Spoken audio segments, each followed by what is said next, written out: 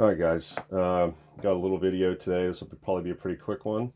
Got my old AR15 out here. Last time we talked about this thing, I was pretty ticked off. I was very unhappy with the groups that I was getting and how they had drifted over time. So I basically chalked this thing up to a rebarrel. But I did say that I was going to tear this apart and do some inspection, and I did that. And I learned some things. The first thing I learned, which is sort of irrelevant, so I run a copper foul eliminator, CFE 223, the Hodgdon powder. Okay. First things first, I don't like that powder. I've never shot anything good out of this gun with it. Is the reason why. So I mean, I'm not likely to use it again as a candidate for anything. But one thing I will say is I scrubbed this thing down thinking that it was going to be terrible in terms of copper, and there was none. It was kind of amazing, to be honest with you. I got no blue patches out of this thing, and I've probably got, I don't know, 700 rounds through this thing, and I've probably cleaned it twice. I mean, this is my beater gun here. This thing does not get a lot of love. So that was kind of good. I like that part of it. Second part of that was when I pulled the flash suppressor and to inspect the crown, the whole face of the barrel, right, the crown on this thing was just completely blue, covered with oxidized copper. So I don't like that either. The other thing I don't like was the cases that I'd fired this thing, and I just kind of like threw them in the box after I, fired them, just said the heck with it sort of thing, pulled them out. They're all blue too. So that powder is really working. It's really reacting with this stuff. It's almost like it's reacting with the copper, oxidizing it, and you fire the next one and it pushes all that out or something. But it was amazingly clean. I have to give it credit for that. It was really good. Okay, so the next thing I kind of learned on this, so I took this thing completely apart, pulled the barrel completely off, inspected everything. It wasn't that filthy. I had cleaned it a little bit before doing all this stuff, but I hadn't pulled the barrel yet. Pulled the barrel off, looked at it with a bore scope. Actually, it was really good. There wasn't a lot. This is a Palmetto State barrel. There wasn't a lot of machine marks on this thing. It was really kind of clean. Surprised me. So chamber looked good. It's not throated or anything. The next part was the part that kind of concerned me a little bit. When I pulled the flash suppressor, I noticed something to inspect the crown on this guy. The crown looked fine, by the way.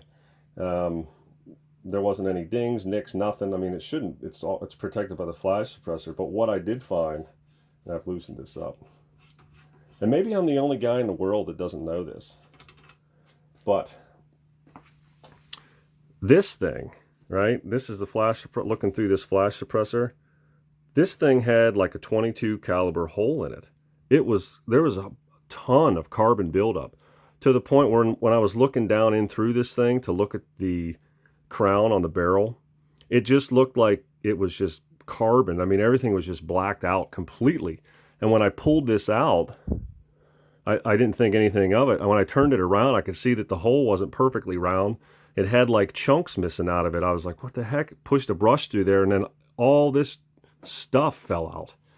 I had no idea. Okay. Like I said, maybe I'm the only guy in the world that didn't know that. But it's almost like this thing had a false crown on it, right? So that kind of intrigued me to try this thing out again. Cleaned this out, put it back together, and loaded up some loads for this thing really quick. Here's the results at 100 yards. Okay. It's kind of not terrible at all. It's a .64 group. Now this, I use benchmark for this. These are ghost loads, right? None of this is in the manual, so I'm not going to tell you what the load was.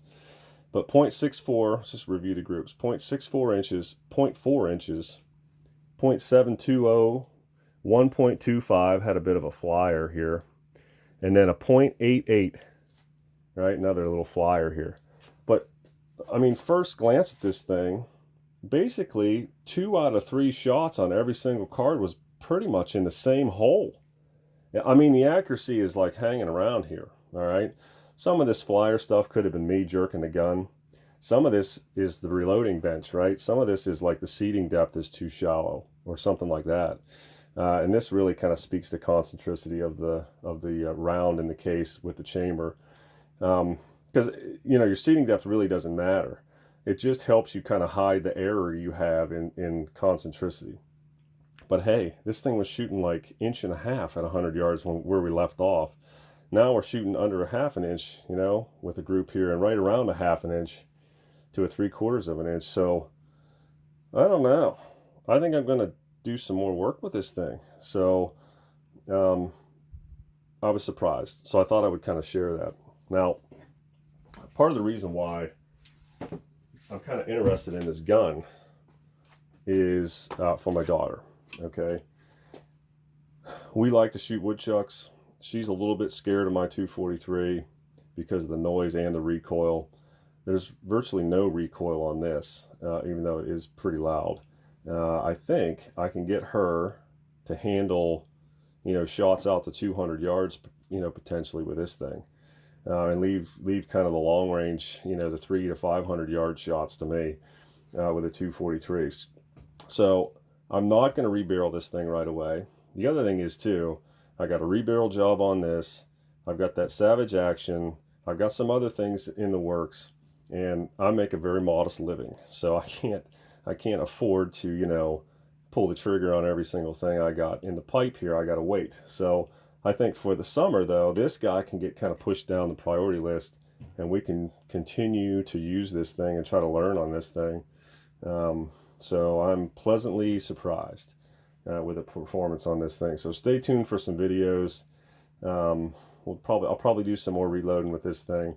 Oh yeah, I was shooting the 73 grain ELD Match with this thing with a little bit of wind out there, but that bullet performed poorly, terrible right out of this gun, and all of a sudden, we got a 0.4 inch group, a 0.6, 0.7, we're right in there. So I'm chalking it up to, my suspicion is around this carbon buildup and trash that was in this flash suppressor. So I learned something. Maybe you did too. Stay tuned. We'll have more videos on this stuff. Thanks.